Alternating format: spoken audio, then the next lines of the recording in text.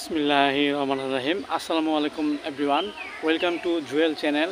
আজ আপনাদের মাঝে একটি নতুন ভিডিও নিয়ে আলোচনা করব। ভিডিওটি হলো গরমে চুলকানি হলে করণীয় কী জেনে নিন। দেখেন এভরিওয়ান, এটি একটি গুরুত্বপূর্ণ একটি সাবজেক্ট। আমাদের মানবদেহে এই চুলকানি রোগটি বিভিন্ন কারণে আমাদের মাঝে দেখা দেয়।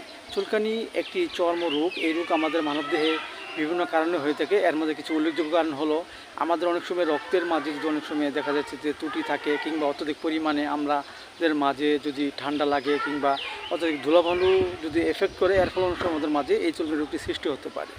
আবার দেখা যাচ্ছে যে আমাদের পরিপাকতন্ত্রে যদি কোনো ত্রুটি থাকে, কিংবা দেখা যাচ্ছে আমরা চুলকানি জাতীয় খাবার যেমন বেগুন, পুঁটি মাছ ইত্যাদি খাবার খাওয়ার ফলেও অনেক সময় আমাদের মাঝে এই চুলকানি রোগটি হতে পারে। সেজন্য এই রোগটি আমাদের মাঝে হলে আমরা যে করণীয় বিষয়গুলো আমরা গ্রহণ করতে পারি, যেমন দেখা যাচ্ছে এই রোগ আক্রান্ত ব্যক্তিটি যদি শরীরে কিছু চাকা চাকা কিছু বর্ণ হয় এবং বর্ণ গোলাকার হয় এবং দেখতে গোলাপি রঙের হয়, প্রচুর চুলকায়, ব্যথা করে, এসব লক্ষণে আমরা হোমিওপ্যাথিতে যে ওষুধটি খেতে পারি সেটা হলো অ্যাপেসমেলো 30। আমরা 2 ফোঁটা করে সকাল বিকাল 2 বার সেবন করতে পারি।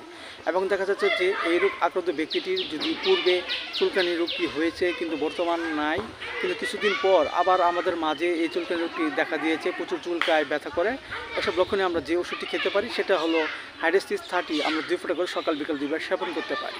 এবং পাশাপাশি ওষুধ চলাকালীন অবস্থায় যেগুলো খাবার যেমন বেগুন, পুঁটি মাছ, চিংড়ি মাছ, মিষ্টি লাউ, গরু গোশত ইত্যাদি খাবার আমরা পরিহার করব।